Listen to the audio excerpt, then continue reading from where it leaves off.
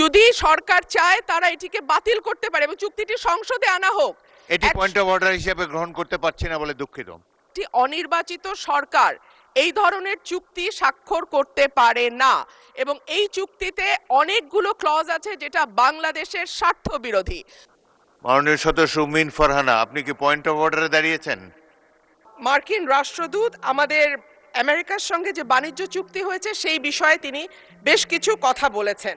তার মধ্যে উল্লেখযোগ্য হলো দুই দেশের মধ্যে আমদানি রপ্তানির ঘাটতি, বাংলাদেশের কৃষি ও জ্বালানি পণ্য আমদানির প্রতিশ্রুতি, দেশে ব্যবসার পরিবেশ উন্নয়ন ও বিনিয়োগ আকর্ষণের জন্য নীতি সংস্কারের বিষয়গুলো মার্কিন রাষ্ট্রদূত তুলে ধরেন।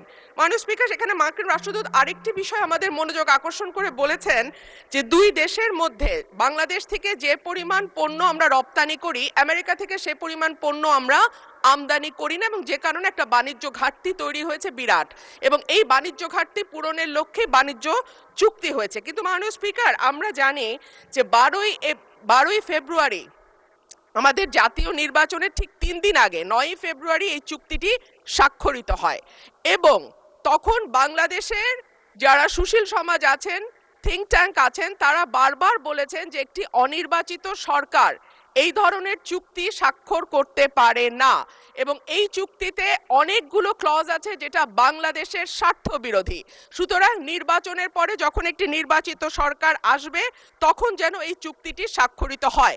কিন্তু আনফরচুনেটলি আমরা দেখলাম যে না, অন্তর্বর্তীকালীন সরকার শুনল না এবং 9ই ফেব্রুয়ারি এই চুক্তিটি স্বাক্ষরিত হয়। মাননীয় স্পিকার, এই চুক্তির শর্ত অনুযায়ী প্রতিযোগিতামূলক। মাননীয় সদস্য, আমার বক্তব্য শুনুন।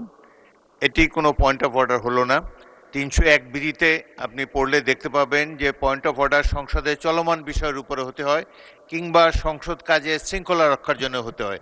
আপনি একটি নতুন প্রশ্ন উত্থাপন করেছেন, আপনি নোটিশ দেন, এটি বিবেচনা করে দেখা হবে। ধন্যবাদ। মাননীয় স্পিকার, একটা মিনিট।